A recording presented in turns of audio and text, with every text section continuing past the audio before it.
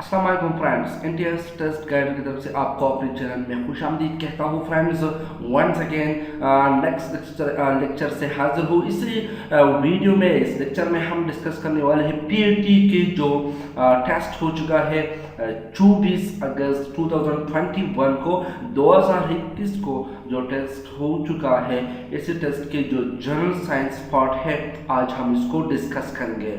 तो वीडियो में जाने से पहले अगर आपने हमारे चैनल को सब्सक्राइब नहीं किया तो चैनल को सब्सक्राइब करें और लाइक और शेयर को ज़रूर करें। नाउ क्वेश्चन को स्टार्ट करते हैं। तो यहाँ पर क्वेश्चन नंबर जो फर्स्ट है, ये एक्चुअली थ्योरी फर्स्ट है। SI यूनिट पर intensity of light is. Light की इंटेंसिटी के लिए हम कौन सा SI यूनिट यूज करते हैं? ऑप्शन ए कहते हैं कैंडेला, किलोग्राम, केल्विन, एम्पियर। अब एम्पियर यूनिट है करंट का, केल्विन यूनिट है टेम्परेचर का, किलोग्राम यूनिट है मास का। तो ऑप्शन ए इसमें करेक्ट है, कैंडेला ये यूनिट है लाइट इंटेंसिटी का। नाउ नेक्स्ट क्वेश्चन है question number 32। The rate of chemical reaction at constant temperature is directly proportional to active concentration of the reactant is according to.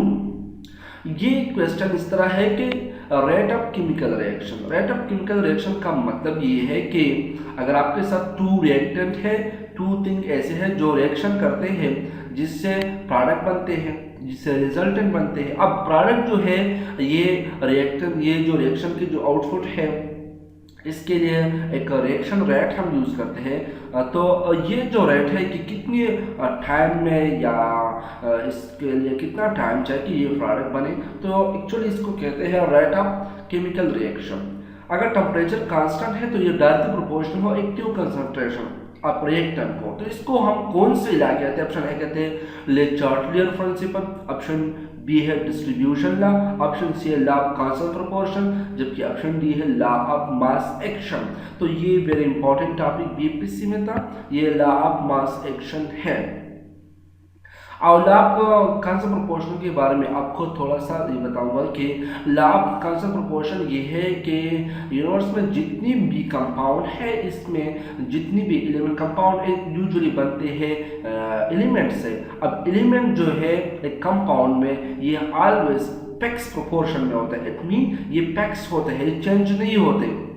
अगर H2O को अगर देखते हैं तो H2O में 2 हाइड्रोजन है, 1 ऑक्सीजन है। अब ये H2O अगर आप दुनिया यूनिवर्स की किस भी चीज़ में देखते हैं तो ये वही प्रोपोर्शन में होगा, ये चेंज नहीं होगा।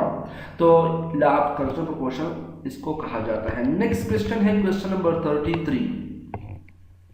द कार्बन एटम जो है ये एग्जिस्ट डाई एटॉमिकली या has 4 valence electron या need only 2 electron to satisfy the octet rule या form 4 ionic bond। कार्बन जो है ये ग्रुप 4 में है और इसके जो लास्ट में इलेक्ट्रॉन है ये 4 है, इसकी वैलेंस इलेक्ट्रॉन 4 है। अब ये बनाता है 4 नॉट आयनिक बॉन्ड, ये कोवेलेंट बॉन्ड बनाते हैं। 4 बॉन्ड इससे बनाते हैं क्योंकि इसके ऑक्टेट रूल के लिए 4 इलेक्ट्रॉन रिक्वायर्ड है, 4 इलेक्ट्रॉन इसकी जरूरत है। तो इसकी बिना पर ये 4 कोवेलेंट बॉन्ड बनाएगा। करेक्ट ऑप्शन है ऑप्शन बी। नेक्स्ट क्वेश्चन है question number 34। A cyclic arrangement of 6 carbon and 6 hydrogen atom is. अगर हम साइक्लिक अरेंजमेंट लेते हैं 6 कार्बन की और 6 हाइड्रोजन की, तो ये कौन सी साइक्लिक अरेंजमेंट बनाते हैं? ऑप्शन ए बेंजीन बनाते हैं, ऑप्शन बी अल्कीन बनाते हैं, ब्यूटेन बनाते हैं, अल्कीन बनाते हैं। अगर आप गौर करते हैं तो ये ब्यूटीन, अल्कीन, ये सब तो ये तो सबसे पहले ये है ऐसे है कि ये साइक्लिक बनाते नहीं है। यहाँ पर करेक्ट ऑप्शन है बेंजीन। बेंजीन में ये एक हेक्सागोन जैसा शेप बनाते हैं और 6 कार्बन इसमें होते हैं। इट मीन 6 साइडेड हो जाए और हर साइड पर एक हाइड्रोजन, हर वर्टेक्स पर एक हाइड्रोजन होता है। तो ये एक्चुअली है बेंजीन, इसमें ऑप्शन ए करेक्ट है। आप जाकर गूगल पर सर्च करें बेंजीन की स्ट्रक्चर, आप देख पाएंगे। Now question number 35। During quantitative analysis theoretical completion of chemical reaction is indicated by its। अगर हम क्वांटिटेटिव एनालिसिस करते हैं एक केमिकल रिएक्शन की, थ्योरेटिकल कंप्लीशन तो इसके लिए हम कौन से पॉइंट को इंडिकेट करना चाहिए? ऑप्शन ए कहते हैं unit point, equivalence point, precipitation point, limited origin point. Correct option है ये केमिकल रिएक्शन जस्ट डिपेंड करते हैं इन पॉइंट पर। ऑप्शन ए इसमें करेक्ट है। नाउ क्वेश्चन नंबर 36 है Which of the following tool is used to measure temperature? इसमें कौन सा ऐसा टूल है जिसको हम टेम्परेचर के मेजरमेंट के लिए या टेम्परेचर की हम इसके जरिए टेम्परेचर को मालूम कर सकते हैं? तो कौन सा टूल? ऑप्शन ए स्केल है, ऑप्शन बी थर्मोमीटर है, कंडक्टर है, फ्रैक्शन है। वेरी सिंपल है, हम यूजुअली ये नॉर्मल में यूज करते हैं, जैसे क्लिनिक में यूज होता है थर्मोमीटर, जिससे हम टेम्परेचर को मेजर कर सकते हैं। ऑप्शन बी करेक्ट है। Now next question है question number 37। Glucose is metabolized by. Glucose हम क्यों मेटाबोलाइज करते हैं? तो ये इसलिए हम करते हैं कि जब हम ये एक्चुअली एनर्जी एक फॉर्म होते हैं, लेकिन हम इसको कन्वर्ट करते हैं जब जो हमारे सेल्स है या प्लांट्स के जो सेल्स होते हैं, इसके लिए एनर्जी की जरूरत होते हैं। अब इसको ये क्या करते हैं, प्लांट को एक्चुअली रिस्पायरेशन के जरिए से इसको क्या करते हैं, इसको कन्वर्ट करते हैं कार्बन डाइऑक्साइड और प्लस वाटर, और इसके साथ साथ ये बनाते हैं एनर्जी जो इसके ग्रोथ के लिए ये जरूरी होता है। इस तरह एनिमल भी लीवर इस तरह करता है कि ये जो ग्लूकोज है इसको क्या करते हैं, इसको मेटाबोलाइज करते हैं। जिस तरह लीवर में क्या होता है, इंसुलिन पैदा करते हैं, इसी इंसुलिन की वजह से ये ग्लूकोज को क्या करते हैं, मेटाबोलाइज करते हैं। अब अगर इंसान की लीवर की जो इंसुलिन है, ये लीवर इंसुलिन को करेक्ट अमाउंट में ये पैदा नहीं कर सकते, तब ये मसला होता है कि आपको डायबिटीज या शुगर हो जाता है। तो करेक्ट ऑप्शन है अब यहाँ पर option B. Question number 38। Latent heat of fusion of ice is. तो लेटेंट हीट ऑफ फ्यूजन आपको ये मेमोराइज करना होगा। तो यहाँ पर करेक्ट ऑप्शन है option B 3.36 10⁵ joule per KG. तो करेक्ट ऑप्शन है option B. Now question number 39 है Which of the following is a base quantity in SI unit? SI unit में कौन सी इसमें एक बेस क्वांटिटी है? ऑप्शन ए कहते हैं मास है, एरिया है, वॉल्यूम है, डेंसिटी है। अब वो डेंसिटी जो है मास पर यूनिट वॉल्यूम है, तो ये तो दो क्वांटिटी के डिवीजन से कैलकुलेट हुआ। वॉल्यूम क्या है? ये है length multiplied by weight multiplied by height, 3 quantity multiplied हो जाते हैं, तो ये बी डिराइव्ड है। Area length multiplied by weight है। ये हम ये जो तीनों क्वांटिटी मैंने बताया अभी तक, ये तीनों क्या है, डिराइव्ड है, क्योंकि ये मल्टीप्लिकेशन या डिवीजन अप टू क्वांटिटी से कैलकुलेट हो जाते हैं। जबकि मास आप किसी भी फार्मूले से, जिस तरह ये मैंने बताया, ये इस तरह कैलकुलेट नहीं कर सकते। ऑप्शन इसी मास ये है कौन सी क्वांटिटी, ये base quantity. Option A correct है। Question number 40। The distance between the focal point and optical centre is called.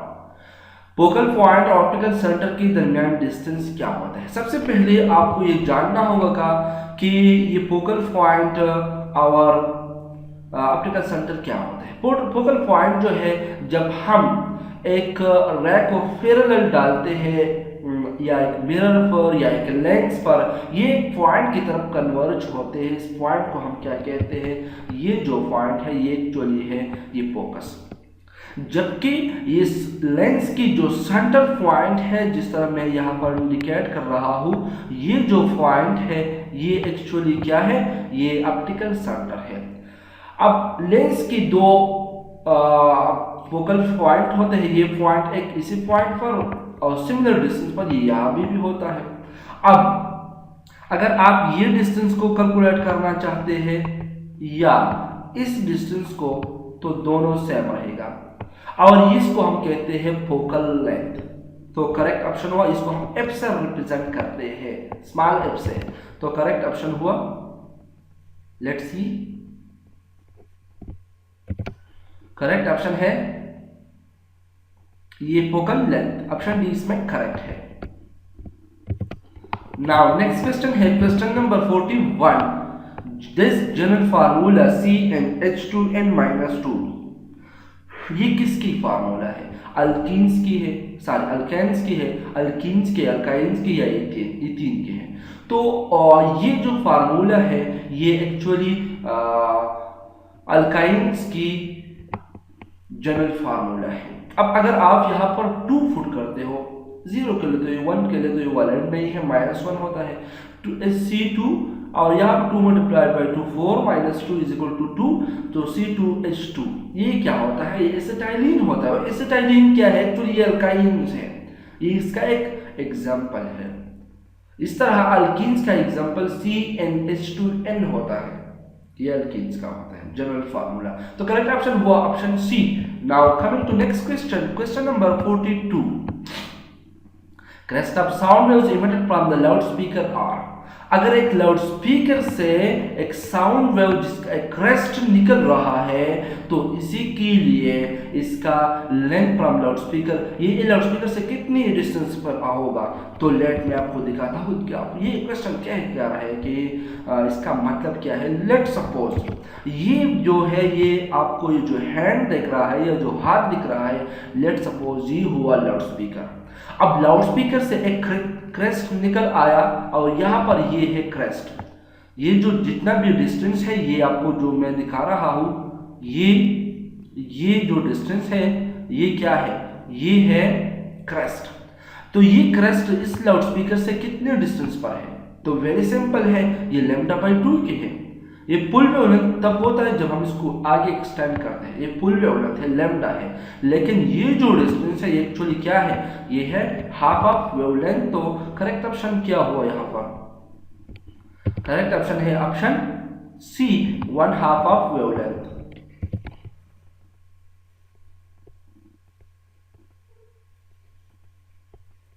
Now next question है question number 43। To produce mechanical waves we need a source producing disturbing and mechanical waves के production के लिए हमारे साथ कौन सी medium जरूरी होता है, elastic medium, elastic, electromagnetic field, बीक्यू। करेक्ट ऑप्शन ऑप्शन बी, इसके इलास्टिक मीडियम की जरूरत होते हैं, विदाउट ये इसी तरह करेक्ट नहीं होते हैं मैकेनिकल वेव्स के लिए।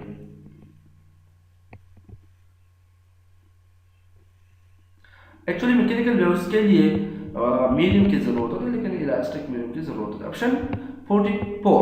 Some compound on heating decompose to simpler compound and even this type of reaction is called just decomposition. ये actual decomposition होता है। decomposition में क्या होता है, आपके साथ जो कंपाउंड है, जिस तरह ये respiration का प्रोसेस होता है, इसमें ये डिकम्पोज होकर आपको सिंपल कंपाउंड देते हैं, इसको हम डिकम्पोजिशन से रिप्रेजेंट करते हैं। तो ऑप्शन बी इसमें करेक्ट है। Now coming to next question, question number 45। Vinegar is example of our daily food. हम विनेगर, जिसको हम सरका आमतौर कहते हैं, ये जो सरका है, ये जो विनेगर है, ये एक्चुअली क्या होता है, साल्ट होता है, एसिडिक होता है, अल्कली होता है, आयल होता है। ये एक्चुअली होता है एसिडिक। 7 to 8% इसमें क्या होता है, एसिडिक एसिड होता है, जो स्वीकेस्ट एसिड है, एसिडिक एसिड। ये एक्चुअली 5 to 8%, आई थिंक ये 5 to 8% वाटर में होते हैं, इसको हम कहते हैं विनेगर। नेक्स्ट क्वेश्चन है question number 46। A mixture of steam and natural gas pass over a catalyst to produce a water gas. हम अगर स्टीम और नेचुरल गैस को ये पास करते हैं एक कैटलिस्ट से, तो ये वाटर गैस को प्रोड्यूस करते हैं। सबसे पहले वाटर गैस क्या होता है, वाटर गैस होता है कार्बन मोनोऑक्साइड प्लस हाइड्रोजन की कॉम्बिनेशन को हम कहते हैं वाटर गैस।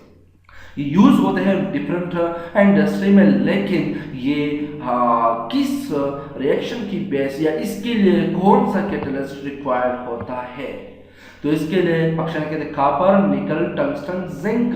करेक्ट ऑप्शन है ऑप्शन बी, इसके लिए जिंक, निकल यूज होता है। Option B is correct. Next question है question number 47। Ethene polymerise at 200 degree C in the presence of trace. Ethene जब हम इसको पॉलीमराइज करते हैं 200 डिग्री सी पर, तो इसके इसके लिए जो जरूरी चीज है ट्रेस है, तो इसके लिए कौन सा ट्रेस हम यूज करते हैं, टू फॉर्म पॉलीथीन, जिससे हम पॉलीथीन बनाते हैं। ऑप्शन है कहते हैं निकल, हाइड्रोजन, ऑक्सीजन, इथाइन। तो यहाँ पर करेक्ट ऑप्शन है ऑप्शन सी, इसके लिए ऑक्सीजन ट्रेस यूज होते हैं। Now question number 48। Which of the following is a composition of light sensitive neuron? तो इसमें कौन सा कंपोजिशन है कि जो लाइट सेंसिटिव न्यूरॉन की कंपोजिशन होता है। ऑप्शन ए कहते हैं कैलरी मसल, ऑप्शन बी कहते हैं आयरस, रेटिना, कॉर्निया। अब आयरस और कॉर्निया तो ऑप्शन इसमें है नहीं। कैलरी मसल क्या करता है, ये एक्चुअली जो ऑब्जेक्ट की जो दूर से यानी इसको कंट्रोल करते हैं। इसके साथ जो एक्चुअली ऑप्शन यहाँ पर करेक्ट है ऑप्शन सी है, ये रेटिना है। Now coming to next part या द लास्ट टू क्वेश्चंस, तो ये क्वेश्चन नंबर 49 है कैल्केरियस साइल और रिलेटिवली। कैल्केरियस साइल एक ऐसी साइल होता है जिसमें कार्बोनेट मैक्सिमम होते हैं। तो एक्चुअली अगर कार्बोनेट मैक्सिमम है तो इसके जो पिच होते हैं वो 8 तकरीबन 8 से ज़्यादा होते हैं। तो ऑप्शन है कहते हैं ये एसिडिक इन नेचर है, न्यूट्रल इन नेचर है, अल्कालाइन इन नेचर है, एम्फोटेरिक इन नेचर है।